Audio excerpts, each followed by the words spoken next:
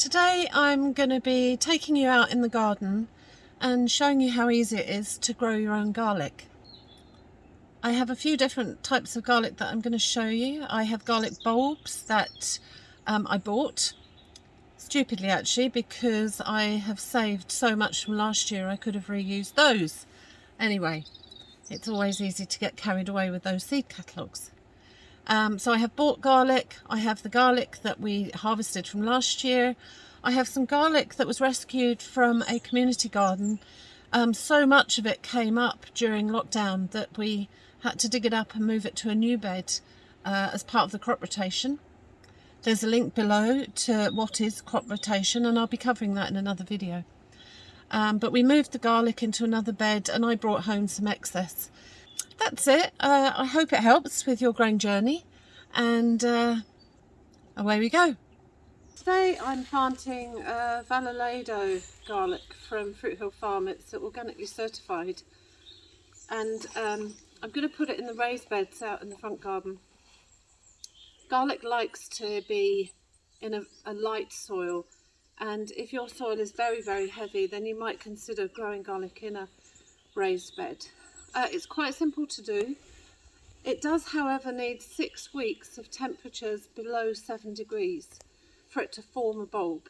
And if it doesn't get that, you might not get a full bulb form from these cloves. You can plant it outside, or you can plant it in a polytunnel from late September. Ideally, you'd want to get it in the ground by February. If you've got garlic ready to go and you haven't got somewhere ready for it, you can put it in the fridge and leave it in the fridge until it's time to plant. So we'll get going anyway. So here's, take these off. Here we have the bulb, and I'm going to split the bulb up into individual cloves. I'll just break it up to begin with.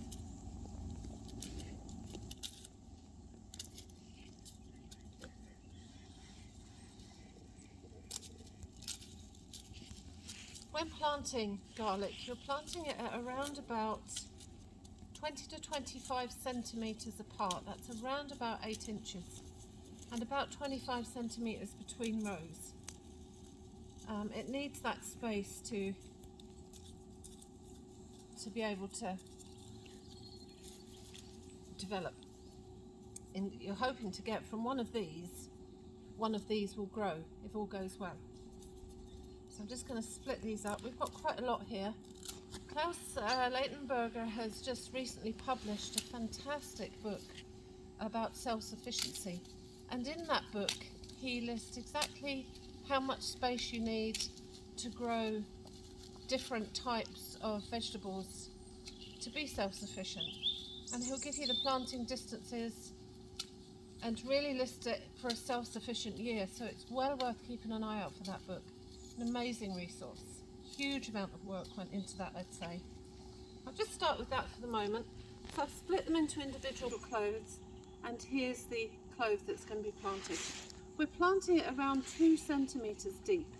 It doesn't need to be any deeper than that. So the way I tend to do it, and everybody is different, but I put it in the top. I get a stick that I've cut to be 20 to 25 centimetres. I think this one is 20 centimetres. And then I've just got another stick here that I'm using as a guide. Could use string. And I'm basically going to place all my cloves in a line like this.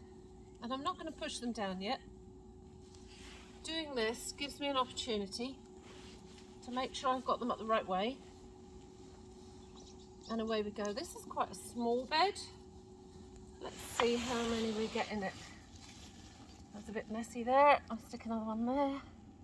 Make sure that the bulbs you use the biggest ones that you have. This is a lovely big fat bulb here. If you have a tiny little scrawny one like this, you might not want to use it. You might want to save the space for your bigger ones. I'm just going to go all along. This bed, incidentally, is 1.2 metres by, this is 1.2 by 1.2. And the idea is that you can reach all the sides without standing on the soil.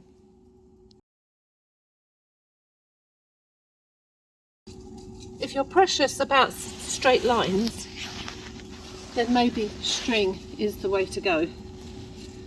But I don't mind a few wobbles here and there. I'm over.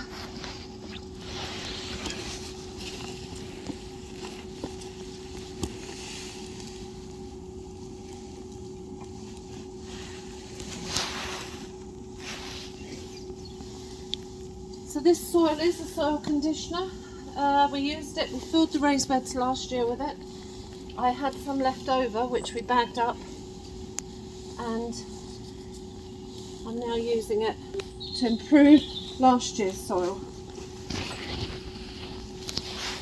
Let's just see where we're at, what have I got left. I wasn't very tidy here. You might learn from my mistakes. Just tidy up as you go. Let's see where we're at then. Okay. I actually have a bag and a half too many. So I'm going to have to find somewhere else to plant the rest. As I said, I'm not quite ready in other parts of the garden yet. I'll sort that out in the kitchen. So I think I'll pop these in the fridge until I am ready. It shouldn't be too much longer. So I have these in place. I've got 25 cloves now, so that's feasibly 25 bulbs of garlic in this small space here. So if you used, I don't know, a couple of weeks, you've got a few weeks worth, you could do the maths, you've got a few weeks worth of garlic here. If you double it, you could probably keep going for the year. Now the next bit. So I'm just going to push these down gently. As I said, 2 centimetres under the ground. Don't force it. If your soil is quite hard, make a hole and then put it in. And cover over. Make a hole, cover over.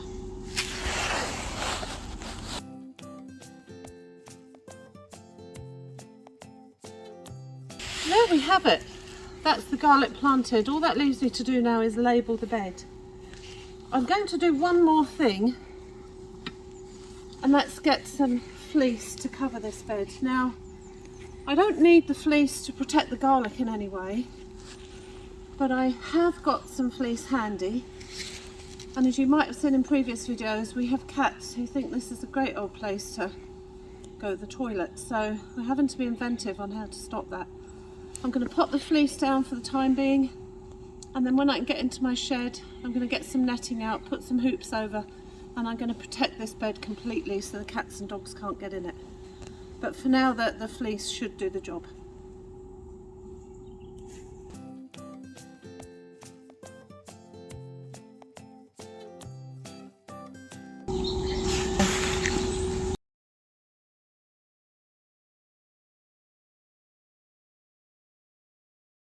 This one here was actually this pot.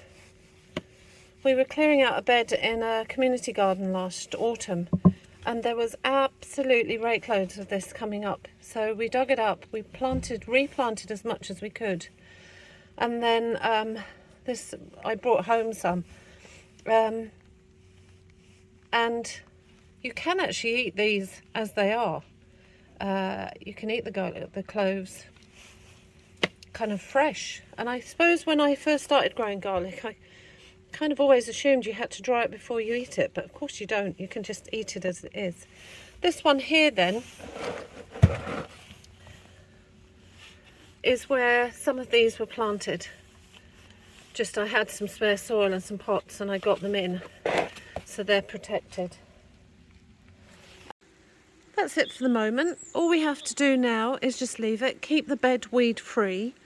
If there's a bit of a drought, then I'll have to look at watering it. And that's it. These should be ready to harvest around about July time. I'll know when they're ready, when the leaves start to go brown and fall over, kind of, yeah, and then we just lift them gently and hopefully end up with a crop like last year.